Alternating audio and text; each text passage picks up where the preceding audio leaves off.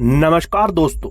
सोचिए, यूरोप की सबसे एडवांस मिसाइलें, फाइटर जेट्स के पार्ट, टैंकों के इंजन अब भारत की जमीन पर बन रहे हैं। रोल्स रॉयस, BAE सिस्टम्स, साब, लियोनार्डो, ये नाम सिर्फ यूरोप की ताकतें नहीं थे, ये वेस्ट की टेक्नोलॉजी सुपरमैसी का सिंबल थे।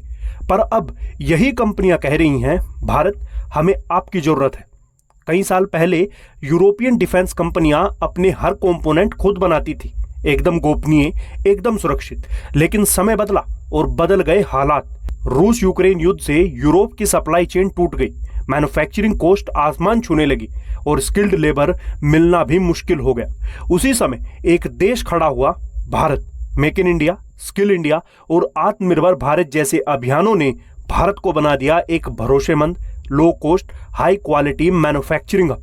अब ध्यान से सुनिए, कौन कौन सी कंपनियां भारत से हथियार बनवा रही हैं। रोल्स रॉयस भारत में इंजन पार्ट्स और turbine manufacturing, Dassault aviation, HAL और प्राइवेट इंडस्ट्रीज के साथ Rafale spare parts, Leonardo naval sensors और इलेक्ट्रॉनिक सिस्टम में भारतीय supplier, Rheinmetall, Diehl, Airbus Bharat में कंपोनेंट्स आउटसोर्सिंग और R&D लैब्स खोलने की योजना, साब भारत में ग्रिफेन से जुड़ी टेक्नोलॉजी और कंपोनेंट्स बनवा रहा है।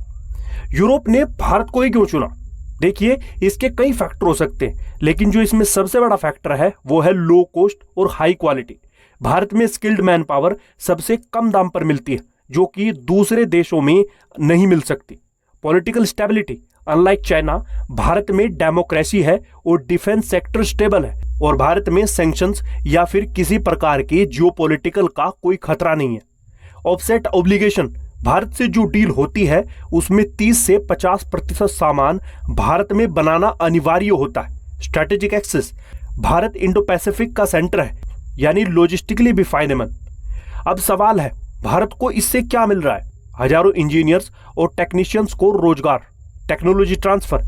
अब भारत सिर्फ स्क्रू ड्राइवर असेंबली नहीं कर रहा, बल्कि टैक्स सीख रहा है।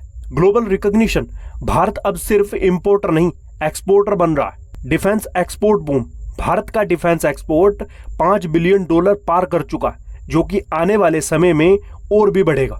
एक और बड़ा सवाल, क्या यह सिर्फ बिजनेस है? जी नहीं, यूरोप अब चीन पर निर्भर नहीं रहना चाहता। अमेरिका और चीन के टकराव में भारत एक भरोसेमंद साझेदार बन रहा है। इसमें नाटो देशों को एक नया स्ट्रेटेजिक मैन्युफैक्चरिंग बेस मिल रहा है और भारत को ग्लोबल लीडरशिप।